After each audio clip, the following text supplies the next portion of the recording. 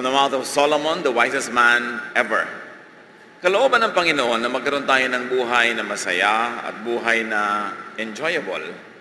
Hindi niya kalooban na tayo ay maghirap, magdusa. Kaya niya pinayaman ang planeta. Iniwanan tayo ng maraming mga pamana sa atin para malasap natin ang ganda ng buhay. But what does it take to maximize enjoyment of life? You need to be supported. You need resources to enjoy life. Spirituality has almost always demonized money and the making of wealth. But what does the Bible say about money and the making of wealth, and what is its relevance in the enjoyment of our lives? Money in the Bible. Yan ang ating pag-aaral at kasihan tayo ng Panginoon upang maunawa ang maganda niyang kalooban sa bagay na ito. Ama namin, salamat po dahil kami ay mahal niyo at kaya humihiling kami ng maliwanag na pag-iisip, malinaw na pananaw. Turuan niyo po kami akayin at ipaunawa sa amin ang mahalagang bahagi na ito ng pamumuhay dito sa mundo. Be our speaker, be our teacher, lead us unto greater knowledge of you and unto a happier, more fulfilling life. Father, we thank you. In the name of Jesus, your Son, amen. The teachings of the Bible on money has to be understood from the Old Testament to the New Testament, and especially from the points of view of Jesus and the apostles. Masama ba ang pera o mabuti ba ito? Love for money, not money, is the root of all evils. Merong misconception ng maraming spiritual na tao na masama ang pera, masamang magpayaman, masamang magkaroon ng maraming ganito. Pero ang pag-ibig sa pera, hindi yung pera mismo ang pinagmumulan ng maraming maling bagay, ang magkaroon ng maraming ganito. Pero ang pag-ibig sa pera, hindi yung pera mismo ang pinagmumulan ng maraming maling bagay. 1 Timothy 6:10, the love of money causes all kinds of trouble. At nagiging troublesome ang money when you place the value of money above people, above their feelings, above their well-being, and above your goodness. Kami nagsabi nga, use money to love people. Do not use people to love money. So hindi masama ang magkaroon, hindi masama ang marami niyan, at hindi masamang gumawa ng kayamanan. People to love money. So hindi masama ang magkaroon, hindi masama ang marami niyan, at hindi masamang gumawa ng kayamanan. One who willfully does not make money should not eat. That's what the Bible says, 2 Thessalonians 3:10. We also gave you the rule that if you don't work, you don't eat. At ang tinutukoy dito, hindi yung may sakit ka ngayon, hindi ka makapagtrabaho, therefore hindi ka dapat pakanin. O kaya hanap naman ng trabaho, 3 buwan na, wala ka pang trabaho, hindi ka dapat pakainin. Hindi yun ang tinutukoy dito.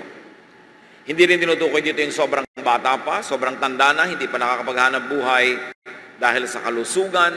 Hindi rin yun ang tinutukoy. Kundi yung mga taong habitually, systematically lazy, na hindi marapat suportahan, hindi marapat na suportahan, hindi marapat na konsentihin ang mga taong talaga namang ayaw maghanap buhay, ayaw magtrabaho, may trabaho na tinatalikuran pa, absent pa, at lifestyle niya na umasa sa iba. Meron naman kasi mga... So, lack of more money leads to more poverty. Nagiging cyclical. Kaya yung mga nasa magaganda ng pwesto, yung pang nakakatanggap ng offer sa iba na naman mga kumpanya. Paano lahat ng nakakasalamuha mo, nakikita, humahanga. Ikaw ang gusto nilang makuha sa trabaho, kaya ang dami-daming offer. Yung isikal. Kapaki-pakinabang ka, alam nga namang pabigat ka na, magustuhan ka pa. Kaya maraming opportunity na po dumadating sa taong masipag, maalalahanin, hindi mapag-abuso, at maaasahan. At pera ang lumalapit din sa mga taong ganito. May mga taong ang amo ng pera sa kanila, parang nagdadapuan, kasi nga mabuti sila mag-handle ng pera. Napaparami nila ang konti. Napasisidop nila yung binubulagsak ng iba. Maraming katotohanan tungkol sa pera na nasa Bible, and one of that is that money can make you cheerful, especially about the future. Merong ibang taginting ang ngiti ng may pera, ang halakhak ng may pera, iba, mas malakas usually. Yung ngiti ng may pera, mas matamis. Kasi siyempre, nababawasan ng kanyang alalahanin. Kaya yung babae ng Proverbs 31 ay dinidescribe na ang galing-galing maghanap buhay, ang sipag-sipag pero mabait at charitable. Napagsasama niya yon, hindi naman kailangan kung masipag kang magkumita masama na ugali mo.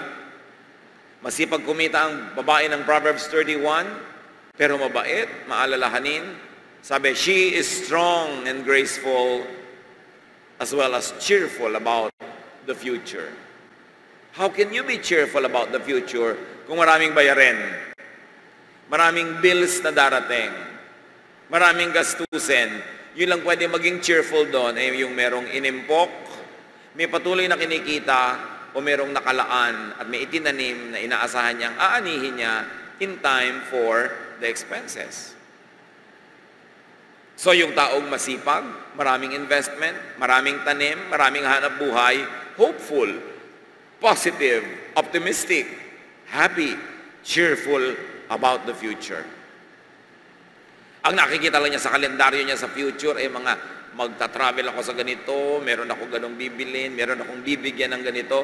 Hindi puro bills, bills, bills lang. Bagamat kahit may bills, hindi yun ang malaking issue sa buhay niya kasi meron siyang pambayad. At hindi tayo nilikha ng Diyos para mabaon sa utang. Nabaon-baon tayo sa utang, maliban na lang yung tinasabi ni Solomon na time and chance, na ginawa mo na ang lahat pero hindi ka pa rin pinalad, liban na lang doon, usually meron tayong pananagutan, we are spending more than what we are earning.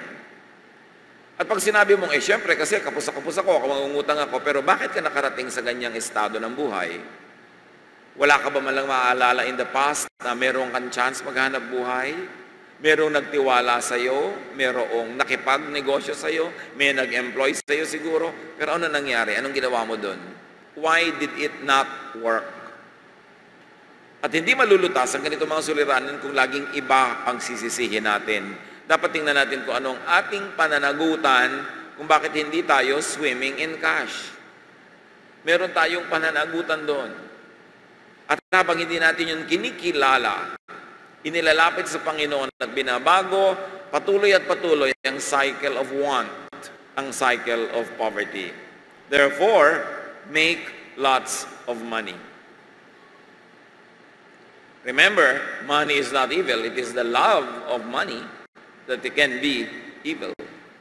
Kaya yung Proverbs 31, 10 to 31, lagi niyong basahin. Hindi na natin babasahin ngayon dahil ubod ang haba.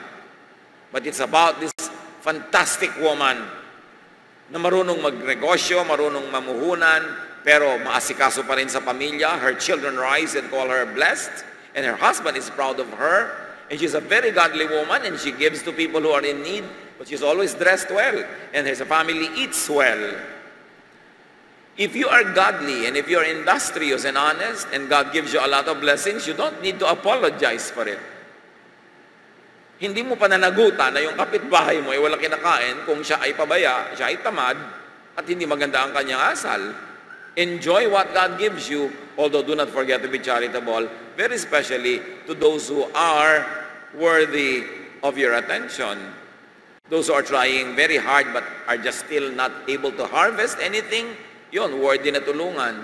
Pero yung ang tamad-tamad, umaasa, walang inisip kundi paano manghingi, sumandal sa'yo, umasa sa'yo, hindi tayo tinuturuan ng Bible to be supportive of such people. So Proverbs 31 is about a lady who makes lots of money and remains godly and kind and good. In fact, mahirap maging godly nga pag wala kang kapera-pera. Kaya kung ano na maiisipan mo, para ka na lang mabuhay. Kaya dapat ang tao, kung gusto mo maging godly yung life mo, peaceful, kailangan ka talagang magsikap, magpundar. At sabi nga ng matatanda, habang maikli ang kumot, matutong mamaluktot. Kung hindi pa talaga malaki yung kumot mo, edi mag-bend ka ng mga legs mo para ka magkasya sa loob. Kung konti pa lang yung pera mo, live within your means. Huwag tayong makikipag-compete sa mga pinsan, mga kapitbahay, mga office mates. Kung talagang wala pang pera, may birthday, huwag na maghanda. Saka na lang pag meron na. Huwag niyong ipangutang ang party. Ang siguro understandable lang na ipangutang mo, medical emergency, talagang nakataya ang buhay, wala kang magagawa, kailangan mo ng tulong. Pero yung mangungutang ka para mag-party, para makapagpagawa ka ng hagdan na bababaan ng magdedebu, kahit na bungalow yung bahay nyo, wala naman second floor. Yung para mas maganda yung ganito mo, yung mga event mo. No, live within your means. Ecclesiastes 11:6. Yung para mas maganda yung ganito mo, yung mga event mo. No, live within your means. Ecclesiastes 11:6.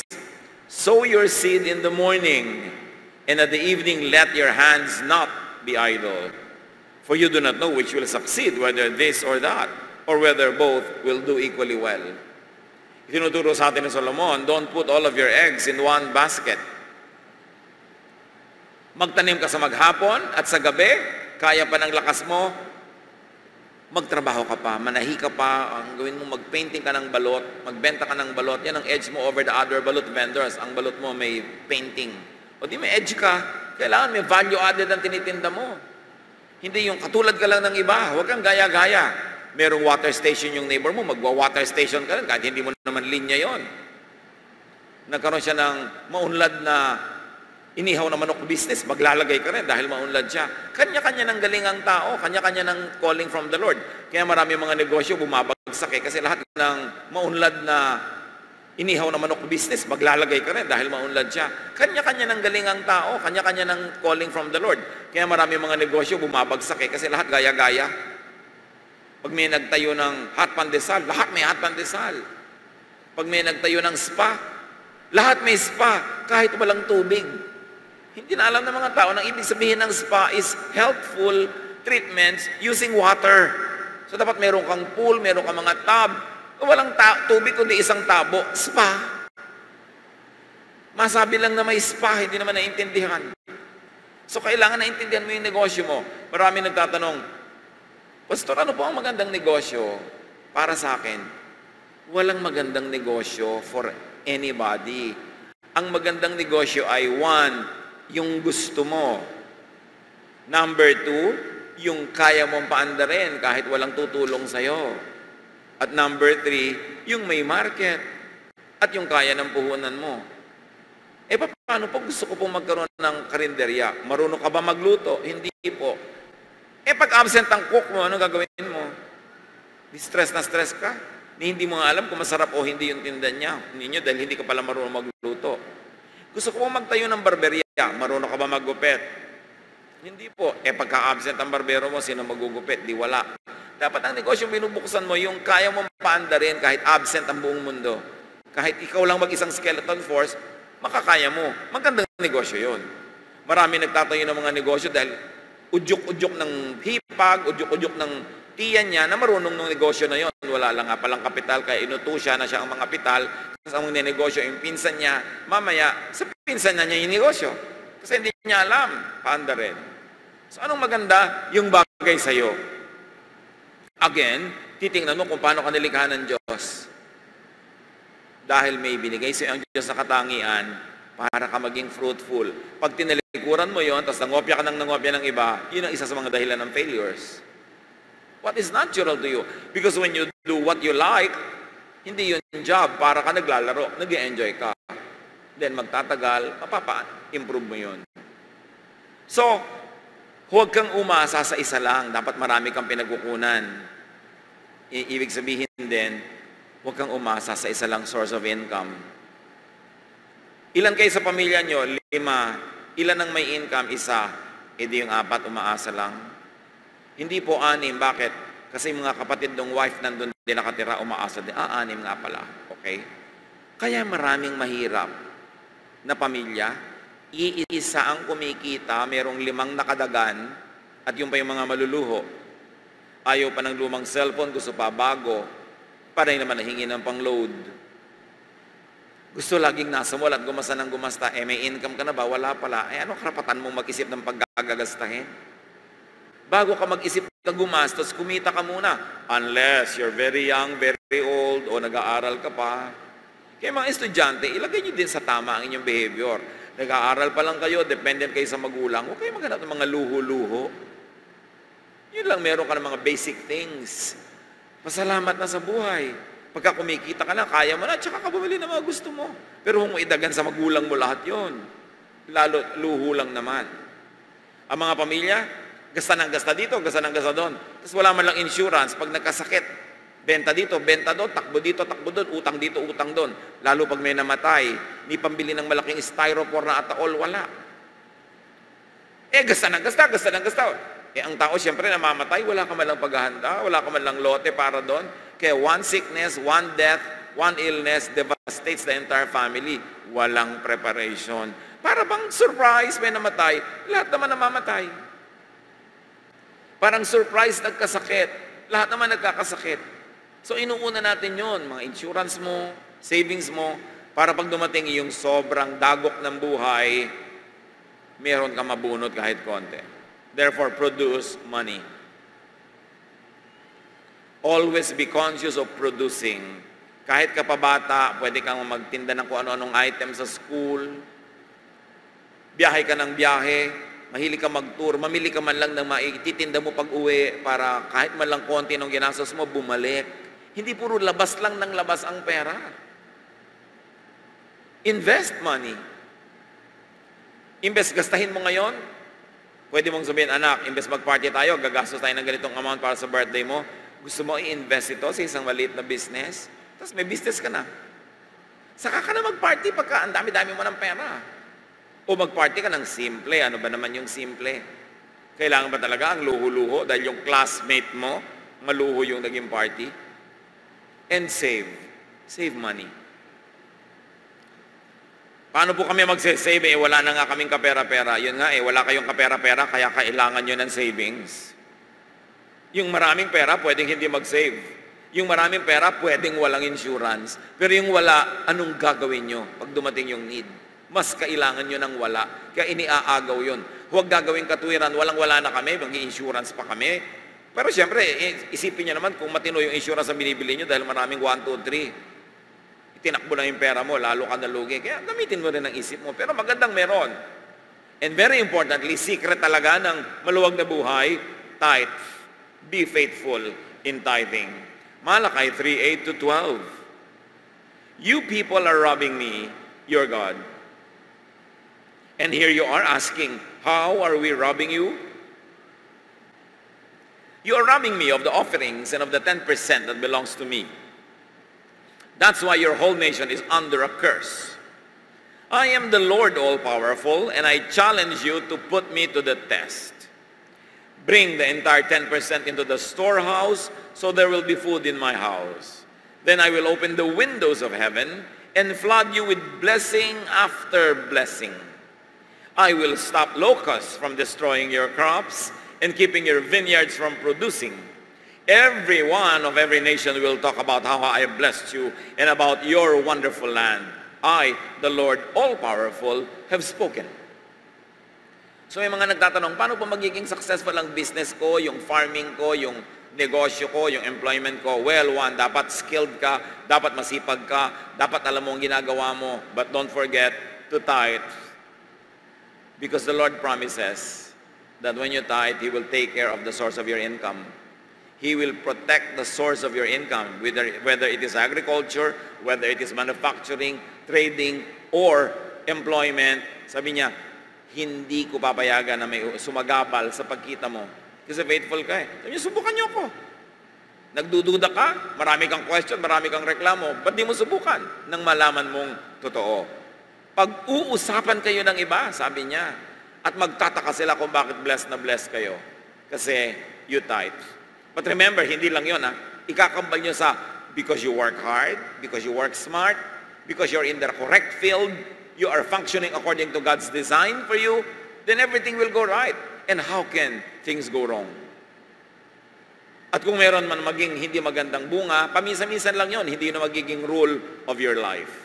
Honest, faithful, correct tithing attracts God's blessings on one's livelihood and business. And it's almost as natural as gravity.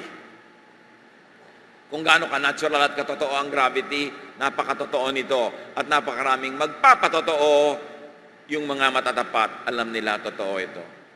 Abundance comes from God. So celebrate God-given abundance. Yours and other people's. Give. It is very important to give. Because you cannot receive what you do not give away. In our spiritual life, you keep what you give away and you lose what you selfishly keep. Katulad na lang ng paghinga, subukan nyo mag-inhale, then you receive. Huwag kayong mag-exhale. So hanapin nyo kung ano yung path of blessing. Na nadidiligan kayo, doon kayo ma-asenso, doon kayo maginawa, and stay there. Man's obedience to the Lord's design, creation, and law makes him poor or rich. Kaya involved ang Diyos. But not to assign you to be rich or poor. Dinesign ka ng Diyos. If you are moving and acting according to your design, you'll be excellent. Kaya kailangan honest ka sa sarili kung ano ka, sino ka, ano ang iyong skill. At pag doon ka nag-operate, God can make you rich. Rich is not an amount of money. Not a certain amount. Kasi iba-iba ang measurement natin kung ano yung rich at ano yung poor. But ang ibig sabihin lang yan, pag mag-operate ka according to God's empowerment and design, you will not be poor. At siya naman talaga ang tinawag na wisest. Ecclesiastes 5:18-20. What is the best thing to do? At siya naman talaga ang tinawag na wisest. Ecclesiastes 5:18-20. What is the best thing to do in the short life that God has given us? I think we should enjoy eating, gastos, drinking, gastos, and working hard, income. Kita niyo may balance. Sabi niya, ano ba talaga ang pinakamagandang magawa sa maiksing buhay? Gastos, drinking, gastos, and working hard, income. Kita niyo may balance. Sabi niya, ano ba talaga ang pinakamagandang magawa sa maiksing buhay na to? Kasi mamamatay din lang naman. Kailangan naman makagraduate ka doon. Therefore, kailangan ka magkaroon ng savings, magkaroon ka ng investment, at tigilan ka ng mga linta sa paligid na sumisip-sip ng iyong dugo. Yung iba kaya hindi na makauwi for good sa dami ng umaasa. Nung una, asawa lang niya at anak. Nung nakapag-abroad, nadagdagan ng mga pabangkit, mga kapitbahay, mga pinsan ng lolo, ng kapatid, ng inaanak sa kasal ng lola niya. Tinutunto na rin siya kasi may mahihingi. Hindi na makaahon. Kawawa sa bansang ito ang mga taong reliable at ang mga taong responsible kasi ang daming dumadagan. Ang daming kumakapit at ayaw nang bumitaw. But remember, you've got to get to the point when you really enjoy what you're doing.